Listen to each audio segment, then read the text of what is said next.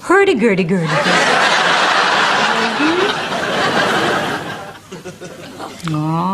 Bun.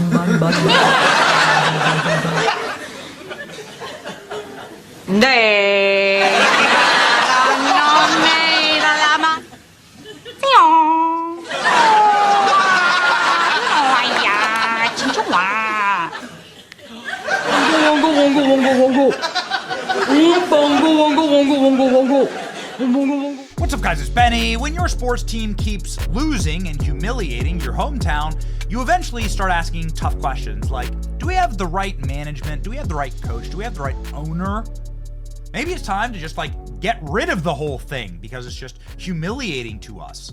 A lot of times, teams leave cities for that exact reason. Ladies and gentlemen, there's nobody on earth that wants to be seen in or around the Democrat Party is the biggest loser team in American politics by far. In fact, according to all available data, the Democrat Party is the most unpopular it's ever been. How do they fix this? Well, new polling out shows the Democrat Party is not planning on fixing it anytime soon. This is a new polling for the Democrat primary in 2028, which would be the next presidential cycle. Who's gonna win? Who gonna win? Well, ladies and gentlemen, some of the names on this list you might not even know, right? Do you know who Andy Beshear is? Ruben Galeo? Do you know anything? Do you know who Wes Moore is? So Stephen A. Smith is down here at the very bottom with less than one respondent. He's at ESPN 8. So they're now going to ESPN personalities. Okay. So you probably don't know half the names on here, but let's tick our way up towards the top and give you the best news of the day, okay? Which is that Kamala Harris popping in at 36%. So Kamala Harris is far and away over any other candidate the person who is leading the race to run against what we would have to assume would be either a Trump kid or J.D. Vance, right? It's got to be kind of the air there, but it's you're getting ahead of yourselves. But J.D. Vance, the way that it's taken off right now with the golden era, you'd have to assume that would be the heir to the throne. So it'd be Kamala Harris versus J.D. Vance? What? No. Oh, please, let it happen. I've seen J.D. Vance use a phone. Kamala Harris on multiple occasions has proven to us she doesn't know how to use a cell phone. Hello. Hi. Hey there. Oh, hi, you're both together. Oh, it's good to hear you both. The reason why so subtlety is not an art form of the low IQ. All right, you can see in Kamala's voice and the way that she immediately, oh, you're both together.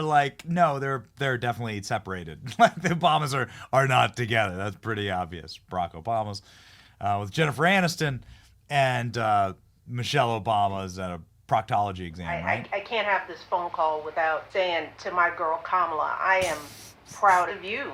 This is going to be historic.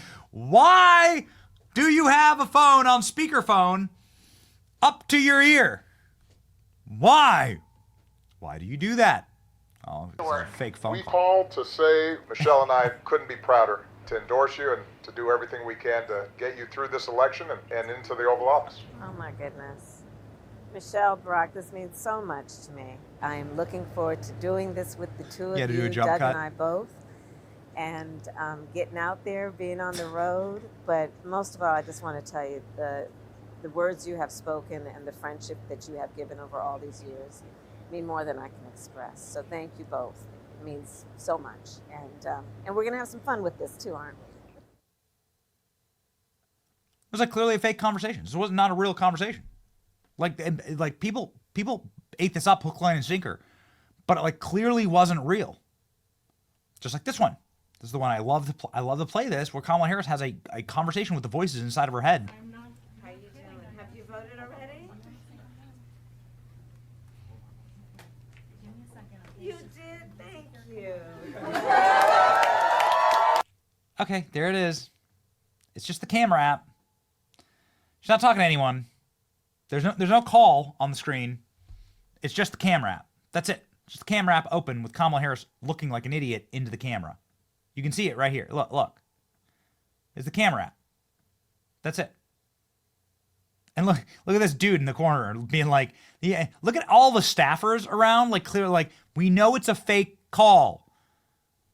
Kind of a like sociopath. This is their number one leading candidate by a landslide in 2028.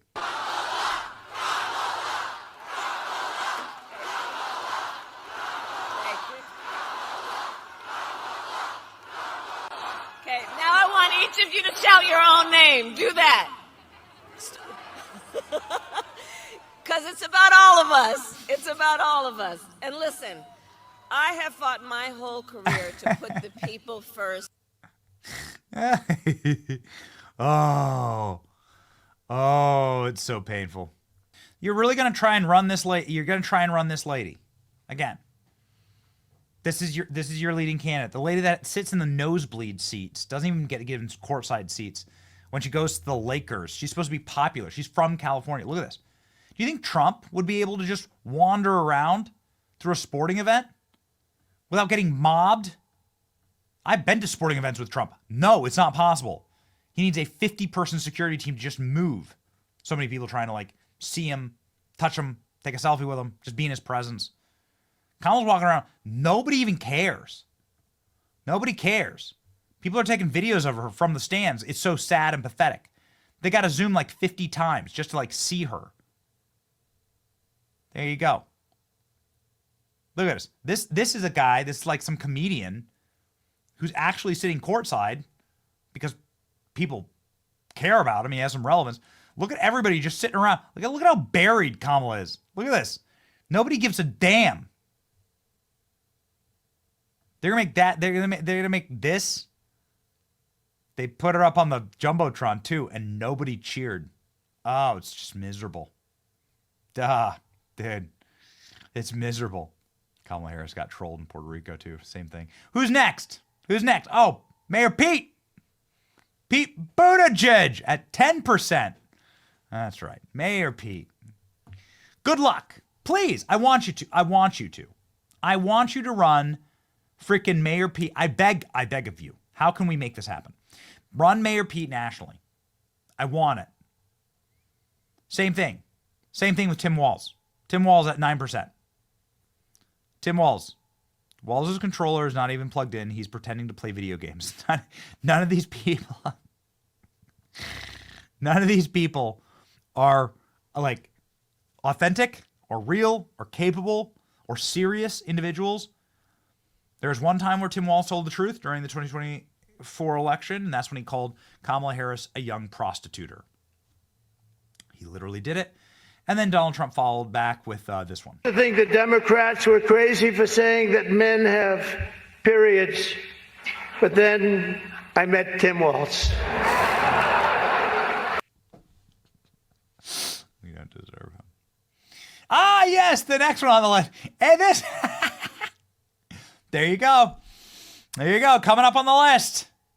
Here you go. It's your girl. AOC. That's right. AOC. Oh boy. So hyped. So pumped. Letting her hair down. There you go. Gotta get in that. Look at that. AOC. I'm skipping Gavin because it's just too easy. There's no way. Not after the fires. AOC at 5%. This is her nomination speech at the DNC. Because no is not a final answer. We need to have the mentality that no means find another way. No means try again. No means look somewhere else. No does not mean stop trying. Okay? Okay. Are you going to tell that to the Time's Up movement? Or like Harvey Weinstein? Like, do you realize how dumb you sound? Like, which side are you on? Like, could you imagine being a lib? Like, how many different simultaneously contravailing positions you must hold in your head at all times? That's why they're all crazy. That's why they have crazy eyes like AOC. Seppuku eyes, it's called. where you see like the top, where you see the whites all around the pupil. It's why she looks insane. It's why they go insane. Try saying that that line of the Women's March. They go chase you down. Don't make no sense.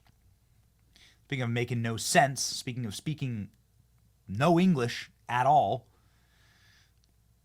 topping in at 2% on the list is Jasmine Crockett. Jasmine is a member of Congress from Texas. Oh, we love her. When we start talking about things that look like evidence, they want to act like they blind. They don't know what this is. These are our national secrets. Looks like in the shitter to me. This looks like more evidence of our national secrets, say on a stage at Mar-a-Lago. When we're talking about somebody that's committed high crimes, it's at least indictments. Let's say 32 counts related to unauthorized retention of national security secrets, 7 counts related to obstructing the investigation, 3 false statements. It's always the lowest IQ people that have the most self-confidence, isn't it? Right? Regularly, I make fun of myself on the show, self-deprecating humor. I get roasted by the staff during the streams all the time, like, or the guests, right? Like, we're part of the joke. It's always the people that are the most, like, cocky-headed, right? And, like, that's a result of extreme low IQ, all right? It is. Like an incapacity to, like, see the world around your helmet, like the helmet hair that gets probably applied like the Darth Vader helmet. Right? Every single morning. You gotta assume so. Ladies and gentlemen, my favorite Jasmine Crockett moment, without a doubt, is when she decided to roast her own state for some reason. Ms. Perry, I know your organization, the Heritage Foundation, loves Texas. Ooh, they love Texas. They always sending us some nonsense bills that somehow set this country on the wrong trajectory. They send them to Texas. They send them to Florida. Every deplorable state that we can think about, they usually coming out of y'all's think tank. You just call Texas a deplorable state?